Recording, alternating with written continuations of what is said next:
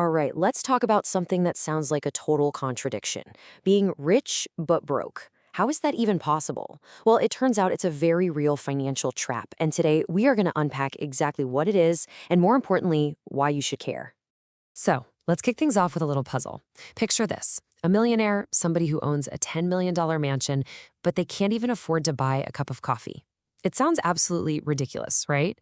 But stick with me, because the answer to this question reveals a massive flaw in how we usually think about wealth. And no, this isn't some trick question. It's a real-world financial headache, where you can have enormous wealth on paper that's completely useless when you actually need it. Let's dive into how that can possibly happen.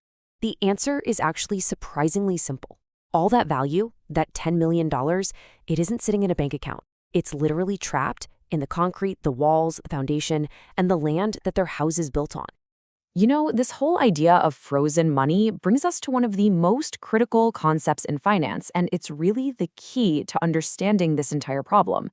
It all comes down to a little something called liquidity. So, what is liquidity? Well, put simply, it's just how fast you can turn something you own into spendable cash. And the key here isn't just about selling it's about selling it quickly without having to slash the price just to get a deal done. Think of it like this. On one side, you've got liquid assets, things like cash or stocks that you can pretty much access instantly. But on the other side, you have illiquid assets, stuff like fine art, private equity, and the biggest one for most people, real estate. That $10 million mansion is a mountain of wealth, but financially, it is frozen solid.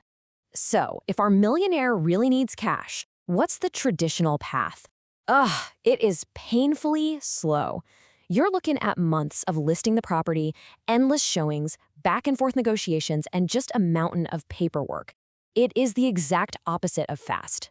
But what if you could just melt that ice? What if you could turn that frozen concrete into cash you can spend, like, right now? Well, there's a technological breakthrough that's making that a reality, and it's called tokenization. So what in the world is tokenization? To put it simply, it's the process of taking the ownership rights of a physical asset, like that house, and turning them into a digital certificate, a token that can be bought and sold online. And this right here is the absolute game changer. With tokenization, you don't have to sell the whole house. If you need some cash, you can just sell a tiny piece of your ownership, say 5%, almost instantly. I mean, just think about how powerful that is. 5%. This is the magic of what we call fractional ownership. It means you can unlock just a little bit of your asset's value to get the cash you need without being forced to sell the whole thing. To make this whole idea really click, let's use a super simple and frankly pretty delicious analogy that explains this perfectly. Let's talk about a chocolate bar. Yeah, this slide really says it all. In the old financial world, owning an asset was like having a giant chocolate bar. If you just wanted a little taste, a little cash, you had to sell the entire bar. But now, with tokenization, you can just break off and sell one single square. So let's walk through it. Step 1, your house is the chocolate bar. Step 2, you need some cash. You need that cup of coffee. So step 3, you break off one tiny square, which is your digital token. And step 4, you sell just that one square. Instantly, you get your cash, and you still own the rest of the bar. Okay, so you're probably wondering, how is that sale instant? Well, this is where online platforms come into play. Marketplaces like TokenCart create a space where people can buy and sell these little squares of ownership, making the whole thing as fast and as easy as trading a stock. So sure, this fixes the problem for a millionaire, but the implications here go way, way beyond that.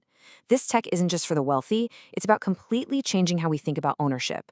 We are heading for a future where just about any asset can be liquid. So why is this such a big deal? Well, for starters, we're talking about unlocking trillions of dollars that are currently just stuck in assets all over the world. It also opens the door for more people to invest, allowing anyone to own a tiny piece of a skyscraper or a famous painting. It just creates faster, more efficient markets. And maybe most importantly, it puts you, the owner, in total control of your own wealth. So, I'll leave you with this final thought. What if everything you owned, your house, your car, maybe a piece of art, was as easy to tap into and spend as the money in your bank account? That's the liquid future that tokenization is building. And you know what? It might be a lot closer than you think. Thanks for joining me.